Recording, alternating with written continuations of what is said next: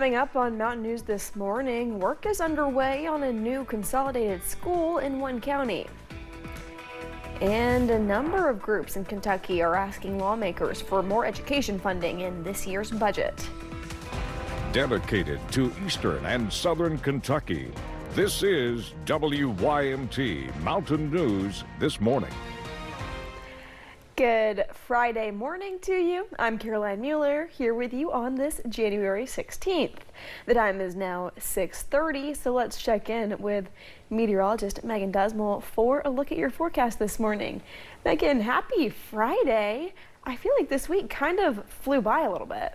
Yeah, I know. And it's weird because it feels like it flew by, but then when I look back, I'm like, it's kind of been a long week. But it's because we've had a lot of active weather that's kind of pushed us along this past couple days. So let's break that down, starting off with this morning. A little bit of some flurries as you're heading out the door for some of our southwestern counties.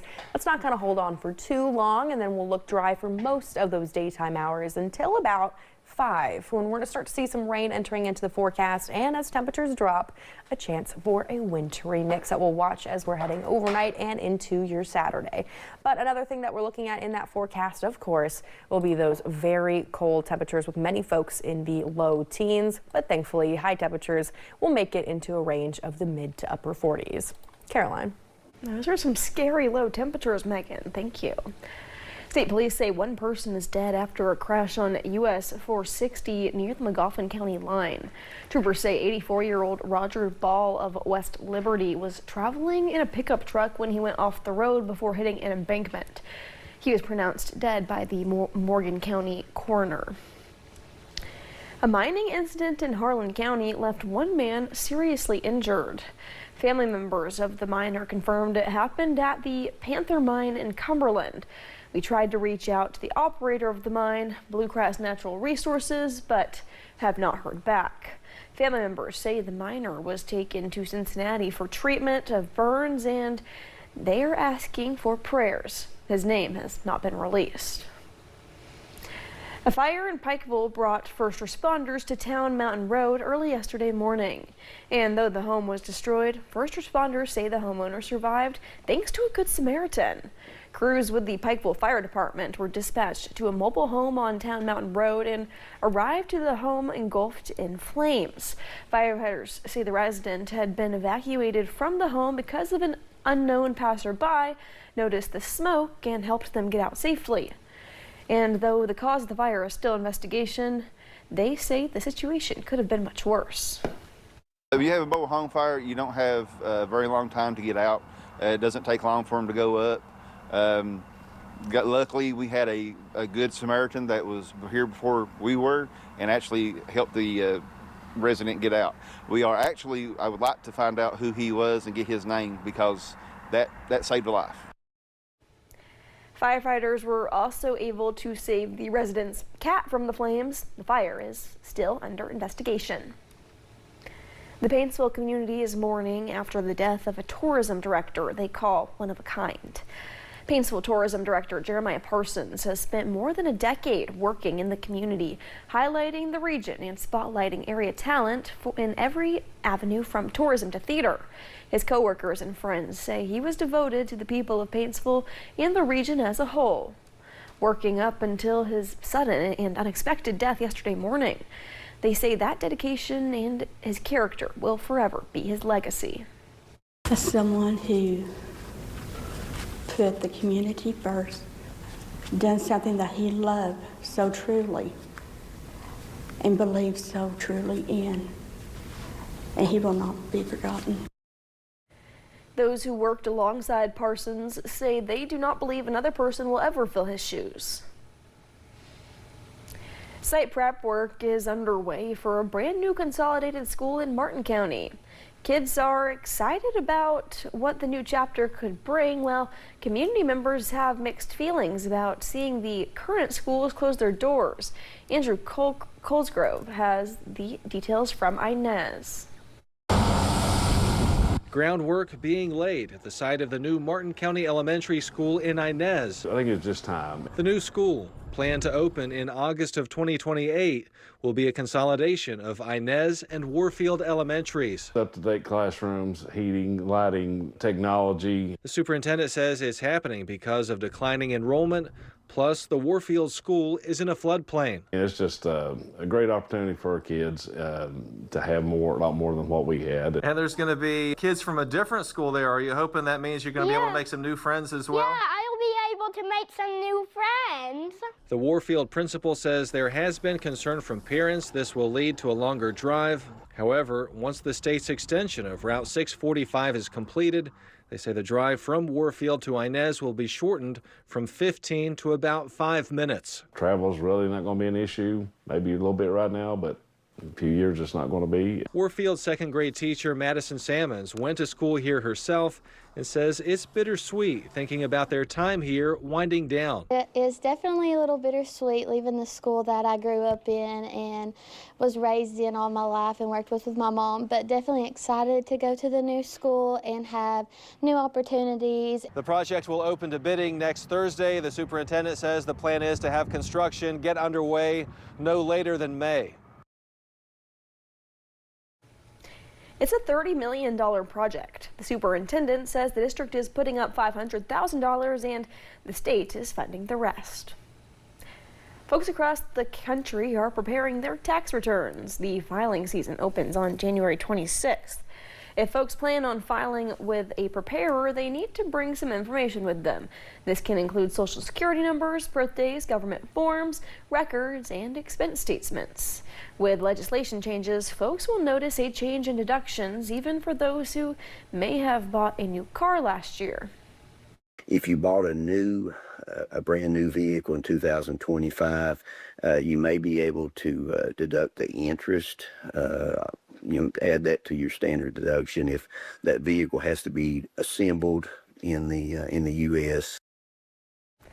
Jacob says once taxes are e-filed, you could receive a direct deposit back in 7 to 10 days or a check in the mail within 21 days. A number of groups in Kentucky are asking lawmakers for more education funding in this year's budget. Protect Our Schools Kentucky, along with the Kentucky Education Association, says they are requesting an investment of $700 million for the state's public schools.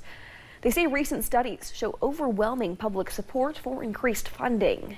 The superintendent of Frankfort City Schools says they are at a critical juncture. They are concerned that SEEK funding, which goes directly into classrooms, is not keeping up with inflation and has actually decreased since 2008. The state has not fully funded school transportation, despite a law requiring them to do so since 2004. And on average, inflation-adjusted teacher salaries across school districts in Kentucky are 20% less than they were in 2008. Education leaders say they are seeking an 8% raise for teachers and to hire 5% more staff to lower class sizes. Governor Andy Beshear released the 2026 recommended highway plan, and there are a few projects in our area that are being invested in. These include work to connect the Cumberland Parkway with Kentucky 80 northeast of Somerset in Pulaski County. Another is construction of a new interchange on the Hal Rogers Parkway near the High Ground Development site in Perry County, and relocating Town Mountain Road from Pikeville to US 119 in Pike County. There are many other projects. We have more about some of those on our website, WIMT.com. The governor says the nearly $9.5 billion plan is based on anticipated revenues through 2032. With winter temperatures returning, AAA is reminding drivers you may not need to warm up your cars as long as you think. AAA says modern fuel-injected vehicles warm up much faster than older models. Letting a car sit idle for long periods can actually waste fuel, increase emissions, and even damage the engine over time. Unless your vehicle is that age, your vehicle has a fuel-injected engine, and it will warm up. The engine will warm up in seconds. It doesn't even take minutes. So by the time you got into your vehicle, you started up, by the time you click that seat belt, your vehicle is ready to go. AAA also warns idling a car unattended can increase the risk of vehicle theft, even in cold weather. AAA says in most cases, once your windows are clear and you're buckled in, you're ready to go. And this cold weather can also cause problems inside your home. AAA says a little preparation can go a long way in preventing costly damage. AAA says frozen and burst pipes are some of the most common winter claims they see. And before temperatures drop, they recommend homeowners take time to review their insurance coverage and prepare their homes. That's something that you want to find out, exactly how are you covered, what is covered, before you have to actually, worry about problems and deal with damage to those frozen pipes. AAA also recommends insulating pipes, sealing air leaks, disconnecting outdoor hoses, and keeping a consistent temperature during cold snaps. AAA says knowing your coverage ahead of time can help reduce stress and speed up the claims process if damage does occur. In Laurel County, London police have announced the appointment of acting police chief Gary Meller. They say Chief Meller brings more than 40 years of distinguished law enforcement experience with an extensive background in team management, crisis response, and operational oversight.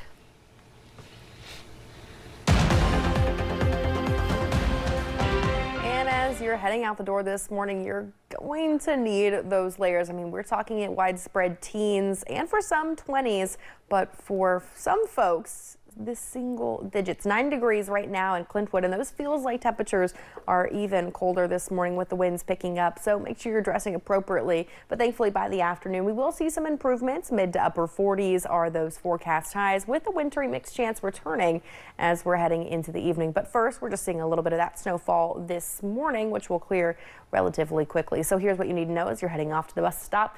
Those teens as you're heading off to school with the cloudy skies, and by the time you're heading home, well, those mid 40s with partly cloudy skies. Caroline. Thank you, Megan, and thank you for joining us. The time is now 6:41. Still to come on Mountain News this morning, a new study shows that man's best friend is becoming even more intelligent. We have more on the subtle ways our pets communicate.